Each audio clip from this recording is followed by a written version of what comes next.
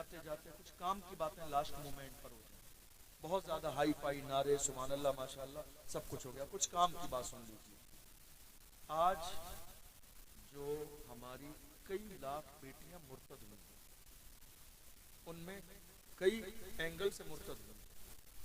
پہلی کالج سے mix education, ایک کالج میں مرد اور لڑکی ایک ساتھ پڑھتے ہیں, پھر ہائے اس کے بعد ایگزامز کے نوٹس لینا, پھر کافی پینا, ایک دوسرے کا نمبر لینا, اور اس کے بعد جا کے دوستی, اور چند دن کے بعد وہی دوستی دنیا کی ایک بے غیرت محبت کے نام پر رشتہ شروع ہو کے کتنی جوانوں بیٹیوں کی عزت تار تار کر دی گئی, کتنے گھر لوٹ لیے گئے, کتنے باپوں کی پگڑیاں اچھال دی گئی, کتنی مائیں سسک سسک کے موت کے گھاٹ اتر گئیں صرف اس لیے کہ ان کی بیٹی کسی غیر کے گھر کی جا کے زینت بن گئی. ایک وجہ تو یہ ہے, یہ ایک وجہ ہے, لیکن ذرا دل کے کانوں سے سنیے دوسری وجہ کیا ہے. دوسری وجہ یہ ہے, ایک غریب رکشہ چلانے والے کے گھر پہ کوئی قوم کا بندہ اس غریب کی بیٹی کے لیے صرف جہیز کی وجہ سے رشتہ لے کر نہیں گیا.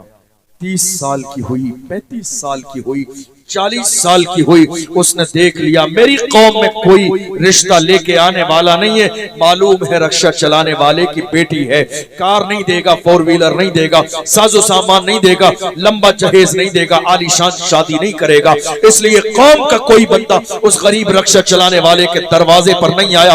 40 سال کی بیٹی ہو گئی تو یا تو اس نے خودکشی کر لی, یا تو اس نے زہر کھا لیا, یا تو اس نے آگ لگا لی, یا تو کسی نے فائر پکڑ لیے, یا جا کے کسی غیر کے ساتھ چلی گئی ہے خاندان کی عزت کو پیروں کے نیچے رونتے ہوئے. جانتے ہو وجہ کیا ہے؟ وجہ یہ ہے میری قوم کے جوانوں کا لالچ. آج کتنے جوانے سے ہے جو اپنے ماں باپ سے کہہ دیتے ہیں ماں رشتہ وہی کرنا جہاں گاڑی ملے, رشتہ وہی کرنا جس کے گھر والے مالدار ہو, رشتہ وہی کرنا جہاں بارات میرج ہال میں ٹھہرائی جائے. یار خدا کے بندو کچھ تو شرم کرو, تم کلمہ پڑھنے والے مومن ہو, مسلمان ہو, کیا تمہیں اپنے مرد ہونے پر شک ہے؟ اسلام میں جہیز لینا دینا یہ عورت کے اوپر نہیں ہے, جہیز دینا کو حکم تو مرد کے لیے ہے. مرد جہیز دے گا, مرد سامان دے گا. یہ الٹی بات تمہیں کس نے بتائی کہ عورت جہیز دے گی؟ اسلام میں جہیز دینے کی ذمہ داری عورت پر نہیں ہے. اللہ اکبر, غور تو کرو. آج ہمارے یہاں کتنے سارے لوگ ایسے, جانتے ہو کیا کہتے ہیں؟ نہیں صاحب ہمارے پاس دولت ہے, ہم جہیز دیں گے. مسجد کا امام کون ہوتا ہے روکنے والا؟ کوئی بات نہیں, آپ کے پاس ہے آپ دوگے, لیکن ذرا اپنے سینے میں احساس پیدا کرو غریب کا بھی. یہ دولت اللہ نے دی ہے, اترائی نہیں, خدا دینا جانتا ہے تو دے کے واپس لینا بھی جانتا ہے.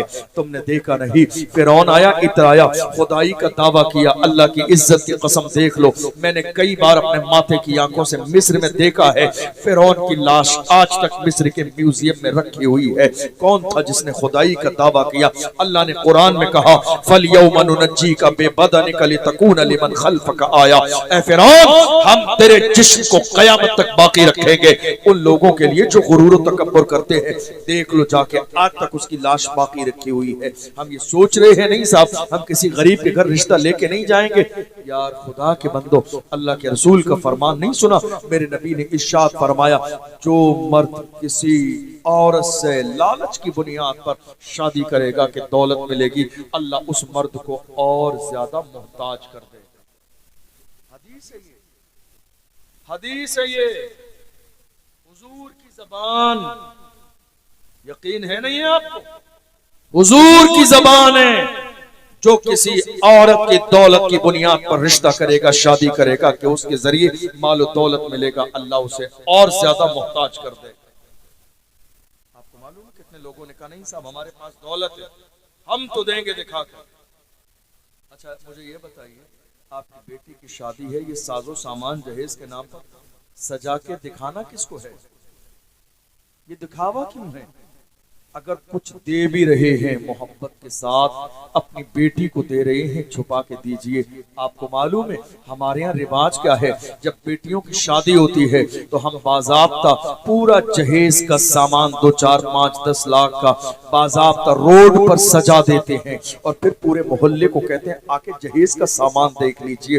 ان جہیز کے سامان دیکھنے والوں میں غریبوں رکشہ چلانے والوں کی بیٹیاں ہوتی ہیں. وہ نقاب پوش عورتیں آتی تو ہیں مگر نقاب کے اندر آنسو بہا رہی ہوتی ہے کہ کاش کہ میرے باپ کے پاس اتنی دولت ہوتی تو یہ خوشیاں میرے حصے میں بھی آ جاتی, کاش کہ میرے گھر میں اللہ نے اتنی دولت دی ہوتی تو میرے گھر پر بھی کوئی شہزادہ آ کے میرا ہاتھ مانگنے آ جاتا, مگر میرا باپ غریب رکشہ چلانے والا اللہ اکبر اتنا جہیز کا انتظام نہ کر سکے گا. تمہاری بیٹی کا اس غریب کی بیٹی نے جہیز دیکھ تو لیا ہے مگر 4 دن بستر پہ نیند نہیں آتی ہے, نہ اس غریب باپ کو نہ بیٹی کو, کہ میری بیٹی کا ہاتھ مانگنے کون آئے گا.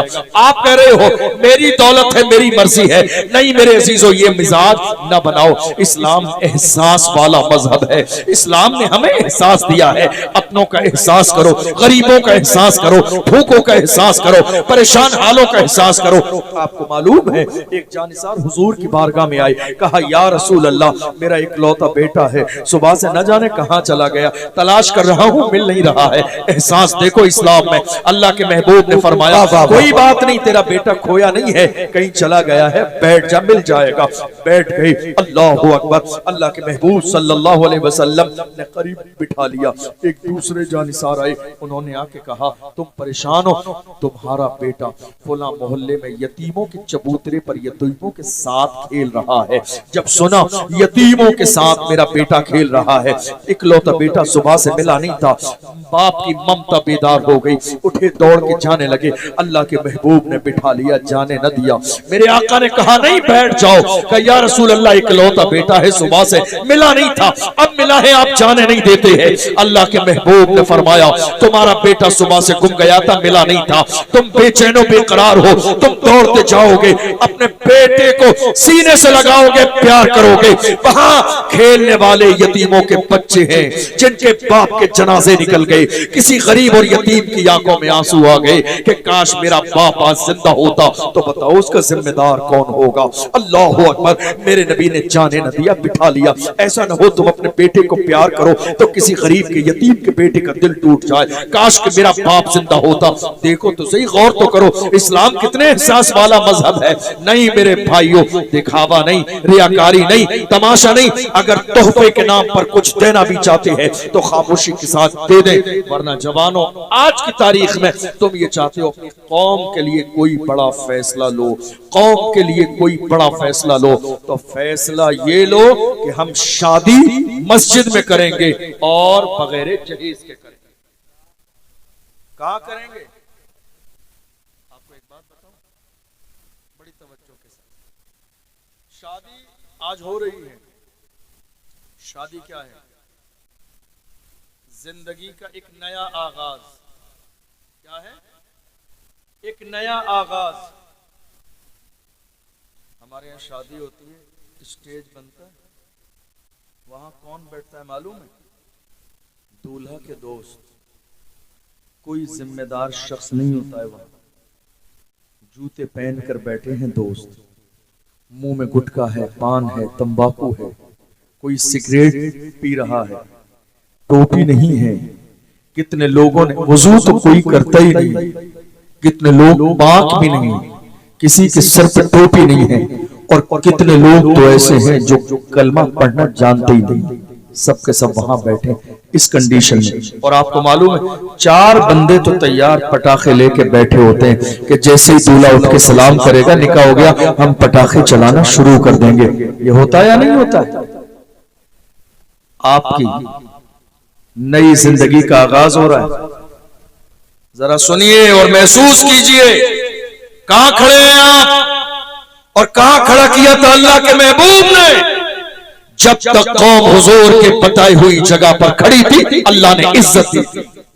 آج اس قوم نے حضور کی بتائی ہوئی جگہ چھوڑ دی ہے، دنیا میں مارے اور ذلیل کیے جا رہے ہیں، ورنہ میرے قوم کے جوانوں کا حال یہ تھا۔ ڈاکٹر اقبال سے پوچھو تو ڈاکٹر اقبال کہتے ہیں میری قوم کے جوانوں کا لیبل یہ تھا، ڈل نہ سکتے تھے اگر جنگ میں اڑ جاتے تھے، پاؤں شیروں کے بھی میدان سے اکھڑ جاتے تھے، تجھ سے سرکش ہوا کوئی تو بگڑ جاتے تھے، تیر کیا چیز ہے ہم توپ سے لڑ جاتے تھے، شان آنکھوں میں نہ جچتی تھی جہاں داروں کی، کلمہ پڑھتے تھے ہم چھاؤں میں تلواروں کی، ہم جو جیتے تھے تو جنگوں کی مصیبت کے لیے اور مرتے تھے تیرے نام کی عظمت کے لیے، دشت تو دشت ہے دریا بھی نہ چھوڑے ہم نے، بحر ظلمات میں دوڑا دیے گھوڑے۔ یہ ہماری تاریخ ہے، کسی اور کی تاریخ نہیں ہے، جب تک ہم اس جگہ پہ کھڑے تھے جہاں مصطفیٰ جان رحمت نے کھڑا کیا تھا۔ میں آپ سے ایک جملہ کہنا چاہ رہا ہوں، شادی کیا ہے؟